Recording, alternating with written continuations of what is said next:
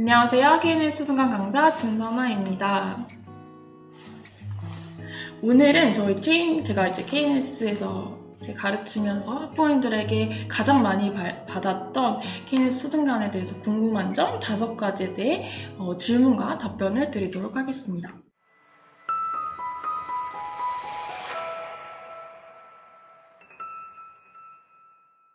첫 번째 질문은 문법, 리딩 외에 다른 수업도 있나요? 라는 질문인데요. 사실 KNS 프로그램이 가지고 있는 가장 큰 장점이라고 했을 때는 이제 원어 파트랑 한국인 파트가 5대5로 구성이 되어 있다는 점이거든요. 그래서 한국인 파트에서 문법이라든지 리딩을 수업을 하고, 그다음 원어인 파트에서 IB, 소설, 노블, 그다음에 라이팅, 그리고 이렇게 구성이 되어져 있어요.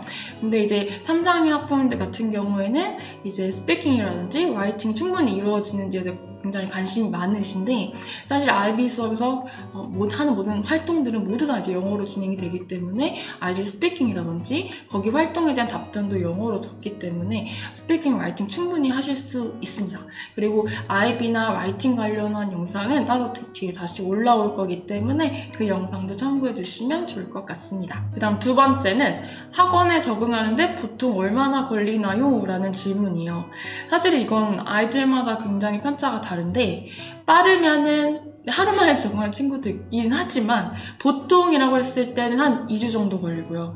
길게 걸린다라고 하면은 한 달 반까지도 걸리는 것 같아요. 근데 그 적응이라고 했을 때의 적응은 뭐냐라면, 첫 번째는 숙제 가지수에 대한 적응이에요.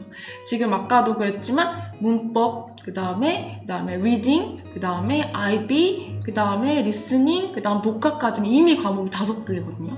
그러니까 이 각각의 가지수 과목에 대한 숙제에 대한 적응이 있고, 그 각각의 숙제를 이해하고 해내는 데에 대한 또 두 번째 적응 과정이 걸릴 수 있고요.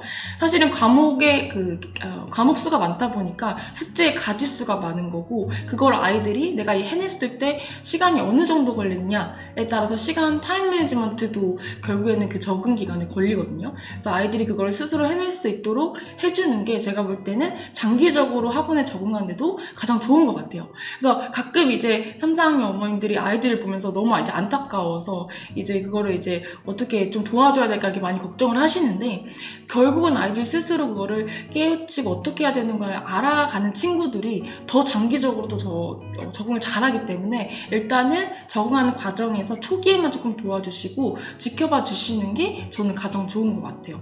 숙제가 많은 편인가요? 라고 했을 때 사실은 같은 맥락이긴 해요. 저희 KNS에 이제 오기를 좀 무서워하거나 좀 주저하는 경우가 이제 전반적인 내용이 숙제가 너무 많다라는 건데, 사실은 가지수가 많은 거고요. 그리고 한 과목당 숙제량은 그렇게 많지 않습니다. 그냥 리딩을 기준으로 했을 때 지금 주니어 탑반 같은 경우도 일단은 한두 지문 정도로 진행이 되고 있기 때문에 어렵지 않고, 그다음 라이팅 같은 경우는 한 학기에 2-3번 정도 글을 쓰고 있고요. 그리고 IB 프로젝트 같은 경우에는 한 달에 1번 정도 진행이 되고 있어요. 그래서 숙제량은 체감적으로 조금 많다고 느낄 수 있지만 가지수가 많다라고 생각해 주시면 되고, 조금 숙제에 어려움을 겪는다라고 했을 때는 저희가 이제 수요일에는 이제 원어민 클리닉도 있고, 그 다음 주말에는 문법이나 독해를 도와주는 숙제 클리닉이 있어요. 그래서 그런 것들도 보완적으로 활용해 주시면 좋을 것 같습니다. 그 다음 네 번째는 이제 입학을 하시고 나시면 단어 시험을 어떻게 보나요? 라는 질문을 정말 많이 받아요. 단어 시험은 저희가 레벨별로 외우는 개수가 달라요. 3학년은 20개에서 30개, 그 다음 4학년은 30개, 35개, 그 다음에 40개까지 이제 시험을 보게 되고요.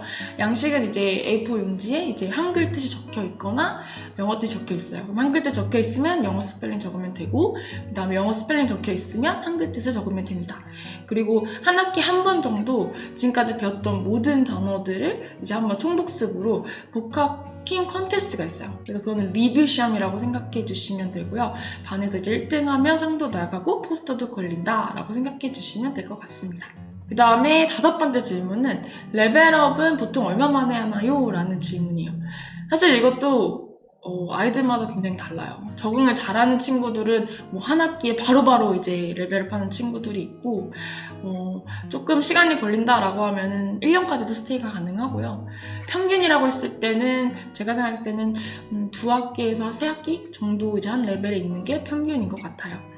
그리고 이제 한 레벨에만 있어도 상관이 없는 게 제가 아까 커리큘럼을 그 전편에도 보여드렸지만 계속적으로 심화되는 과정으로 구성이 되어 있고 한 레벨에만 있어도 그리고 교재 자체도 계속 바뀌기 때문에 아이들에게 이제 한 레벨에 있다고 배우는 게 없다거나 도움이 되지 않거나 그렇지는 않습니다.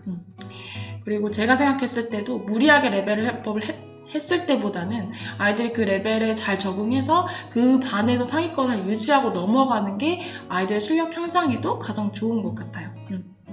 그리고 만약에 구체적인 목표를 원하신다라고 하면 3, 4학년 같은 경우에는 이제 3학년 때 진입을 해서 4학년 때 최상위 탑반을 찍고 그 다음에 5, 6학년 넘어가서 그 탑반으로 계속 유지하는 게 영어 실력을 안정적으로 가져가는 데는 가장 좋은 목표가 될 것 같습니다.